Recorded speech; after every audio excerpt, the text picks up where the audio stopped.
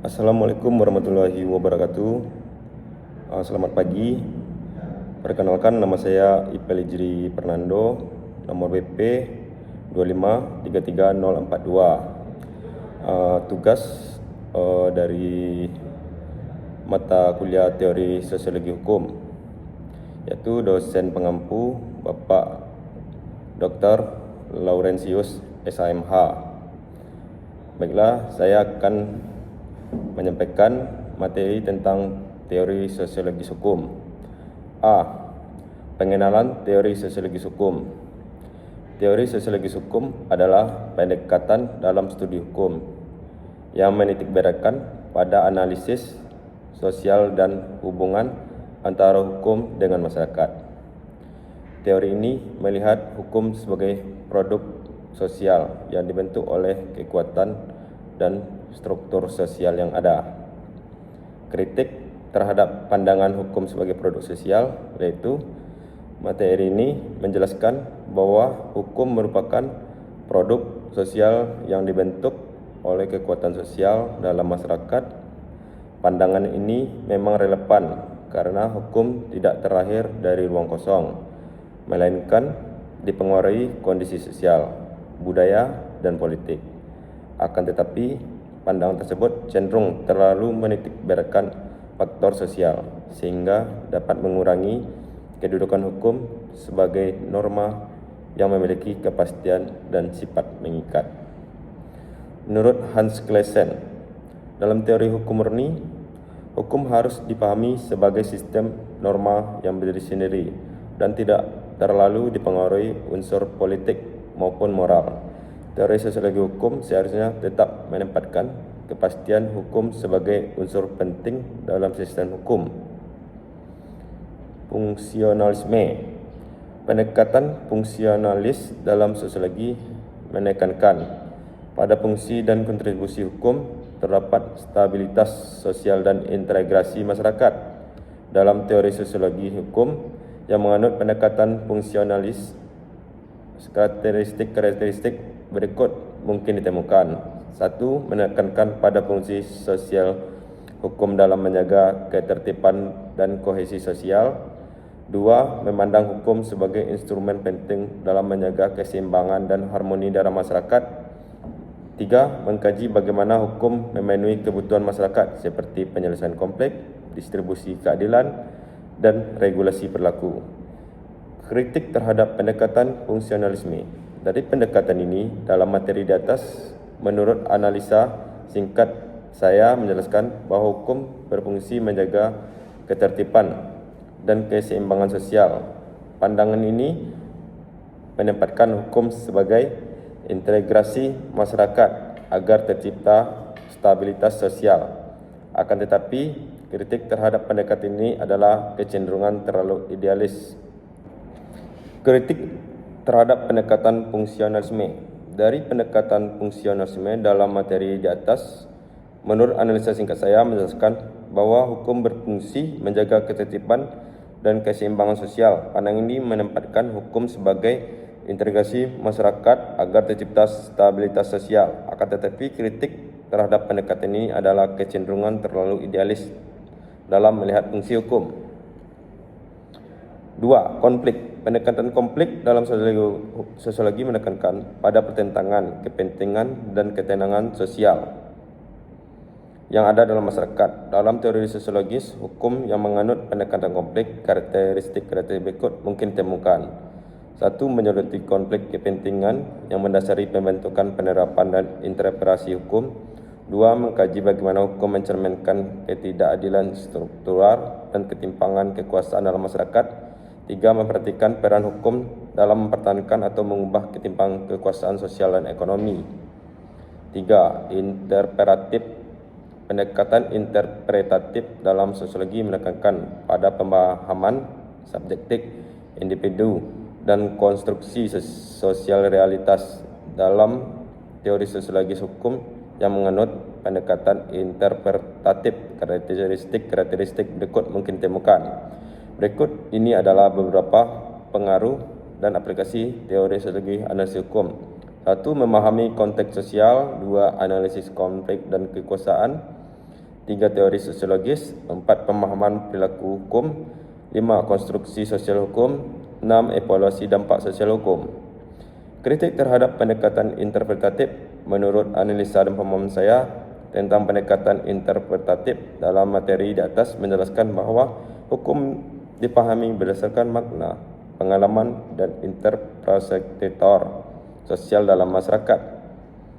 Kritik terhadap buku teori hukum, konsep dasar, tokoh dan kritik.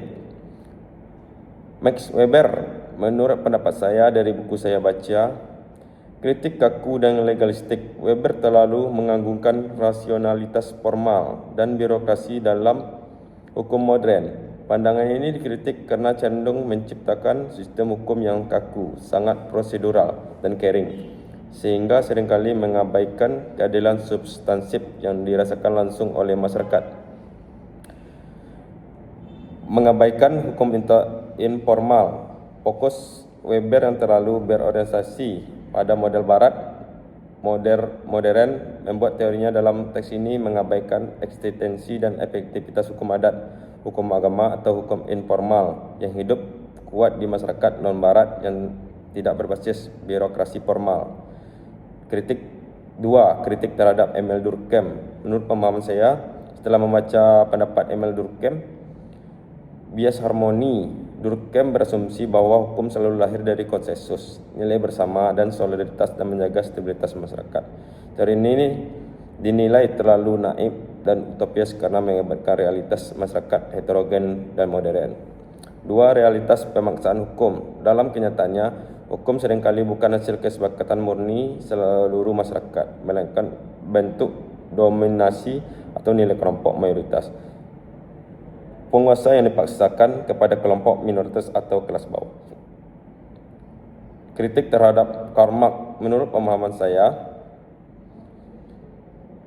setelah membaca buku dari pendapat Karl Marx, reduksionisme ekonomi, Karl Marx terlalu menyederhanakan hukum dengan menganggapnya semata-mata sebagai variabel terkait dari struktur ekonomi dan penindasan kelas pemilik modal terhadap pekerja, mengabaikan fungsi emansipatoris. Teori ini gagal melihat bahwa perkembangannya hukum modern juga bisa berfungsi sebagai instrumen perjuangan legal bagi kelas pekerja untuk membela diri dan menuntut hak mereka, misalnya lewat undang-undang ketenagakerjaan, upah minimum dan hak bersertifikat. Kritik terhadap Niklas Luhmann. Menurut pemahaman saya, setelah membaca pendapat Niklas Luhmann, hukum yang buta, konsep otonomi, sistem hukum yang ekstrim. Dari Luhmann menggambarkan hukum beroperasi secara mandiri dan terisolasi dari faktor luar. 2. Kelemahan operasional. Kritik mendasar terhadap pemikiran ini adalah hukum menjadi tidak peka. Jika hukum hanya tunduk pada logika komunikasi internal sendiri, sistem hukum akan kehilangan kepekaan terhadap tuntunan keadilan sosial, moralitas, dan desakan perubahan nyata terhadap masyarakat di luar. Kritik dari pendapat dari Pierre Bourdieu. Menurut pemahaman saya, sifat deterministik yang pesimis dari teori Bourdieu mengenai bagaimana kapital sosial, kapital budaya dan habitat mempengaruhi sosial seorang dalam cenderung sangat pesimis.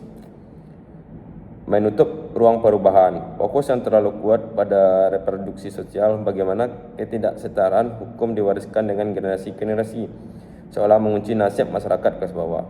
Dari ini kurang memberikan ruang bagi gerakan reformasi hukum dan bantuan hukum struktural yang sebenarnya mampu memutus rantai ketimpangan tersebut. Kritikan dari pendapat David Nalken. Menurut pemahaman saya, telah membaca pendapat Nalken, kelemahan materi substantif. Kritik terbesar pada bagian Nalken dalam materi ini adalah kegagalan penulis untuk menyajikan bangunan teori murni atau konsep hukum substansif khas milik Nalken sendiri. Terjebak pada metodologi penjelasan teks, terutama terjebak pada penguraian karakteristik model penelitiannya, multidisipliner, kritis, empiris, deskriptif, sehingga pembaca kehilangan esensi tentang apa formula teori yang dia tawarkan untuk memecahkan problem sosiologi hukum.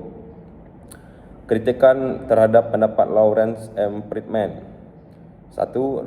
Redundansi dan pengaburan esensi. Materi ini memang mengalami redundansi karena menyamakan corak Friedman dengan Nalken. Fokus pada kritik positivisme dan pendekatan indisipliner. 2. Melewatkan teori utama.